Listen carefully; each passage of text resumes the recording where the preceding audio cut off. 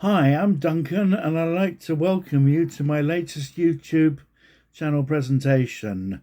Today, we'll be talking about the classic horror movie, The Bride of Frankenstein. About 3 weeks ago, I did a feature about Boris Karloff and his influence on the first Frankenstein movie. Today, I'll be talking about how certain people influenced the film uh, The Bride of Frankenstein in a stronger way to the way they had in the first film. Although they were great with the first film, they were able to push the boundaries forward with their roles. Two actors and one director. The film Frankenstein had been a tremendous hit, and it was only a matter of time before Universal did a sequel. They got round the way of getting the monster back in a very clever fashion. The film was directed again by James Whale, who'd done such a fantastic job on the first film, and the monster played by Boris Karloff, and Dr. Henry Frankenstein played by Colin Clive. It's not that they played their parts really the same way that they had in the original film, Karloff and Clive. Um, but Colin Clive was just so able to make his part even more intense than it had been in the first film, and Karloff was able to handle he was more scary, I think, in the second film, and also a lot more pathos from him as well. So James Whale, he was given he because he's such a flamboyant character, he just threw all caution to the wind, and sadly had 15 minutes of the film was cut out by the Hayes office so that the movie could get a certificate in America. And there's a scene that I don't know if it was shot, but it was certainly storyboarded, of in the graveyard of Karloff as the monster, finding a life-size statue of Jesus on the cross, and he thinks that he tries to take the body Jesus off the cross, but isn't to, because it's not a real body and it's all fastened in to the rest of the statue of the cross. But that was quite a daring thing to even think of. But I'm pretty certain the Hayes office had that cut out. So we've got through the backbone of the movies, one fantastic director, two fabulous actors back to push the boundaries further. The film is also scattered with a load of other very fine performances. Mae Clarke is not back as Elizabeth Frankenstein. Her career had taken a nosedive pretty soon after Frankenstein.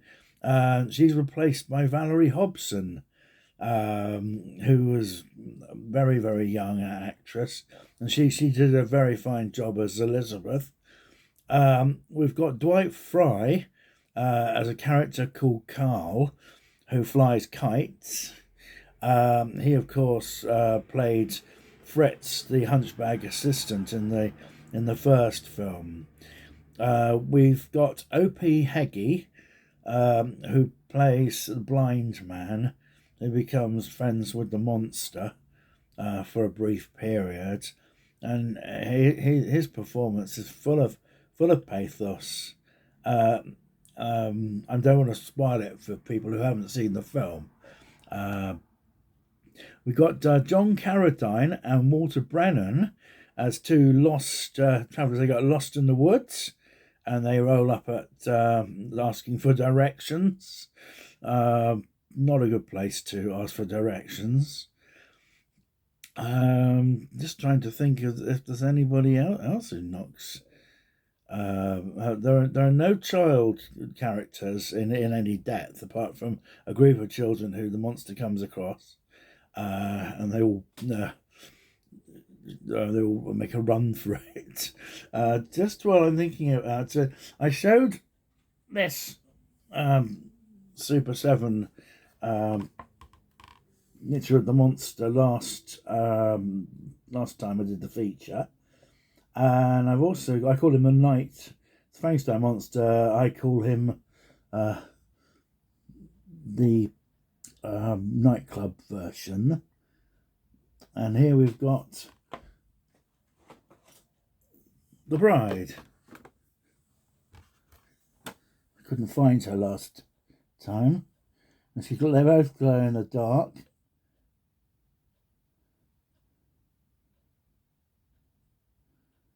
And we've also got this very strange, we've got Count Dracula looking very dapper in a red sort of cape and soaped.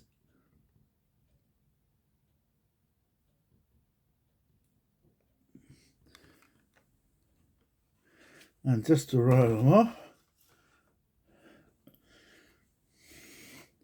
the creature from the Black Lagoon. Now, really, it would be lovely to see a few more in this series.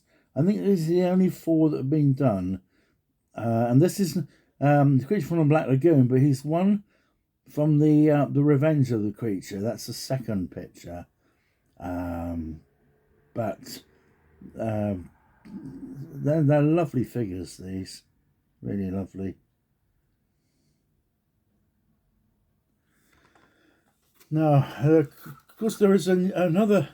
There are at least two more great characters in Bride of Frankenstein. One is Minnie, the maid, played by Una O'Connor. She shrieks the place down.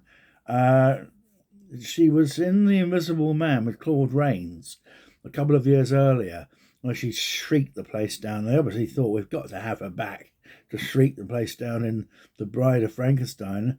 We also person who almost steals the whole film, and that's the actor Ernest Thesiger, who was brought over to Hollywood by James Whale because he thought he was exactly the right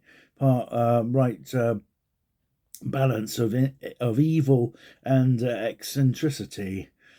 And he plays Dr. Pretorius, who got slung out of college or wherever he was studying for having, he says, for knowing too much. He's a complete snob and as evil as anything, but he really helps make the movie so memorable. I don't want to say anything more about the film, apart from if you've never seen it, watch Frankenstein and then Bride of Frankenstein. You could do plenty worse by seeing it in a double bill. But movies that are really, really classic cinema as the horror movie was developing.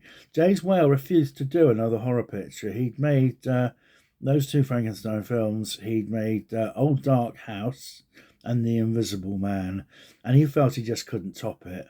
So he did make more fantasy movies later on, but his horror days were over. He'd have spectacular success with the 1936 version of Showboat with Hetty McDaniel and Paul Robeson. So that's it. As I say, these 2 movies, Frankenstein and Bride of Frankenstein, need to be on your viewing bucket list. There's then Son of Frankenstein with Basil Rathbone and Karloff making his last performance as the monster. I said before that that's like a family horror movie. It's got just lots of just good fun. Then there's Ghost, and slowly but surely the series was going downhill, but it had a pretty good innings over 17 years, ending, of course, with Abbott and Costello meet Frankenstein. I hope you've enjoyed this little blurb. I'm glad to say it's only just a little bit more than 10 minutes. So if you like this, please click the like button. If you haven't subscribed to my channel, I'd love you to subscribe. And if you want to share this, then do send it on to a friend. Okay, take care, and I hope I'll see you the next time. God bless.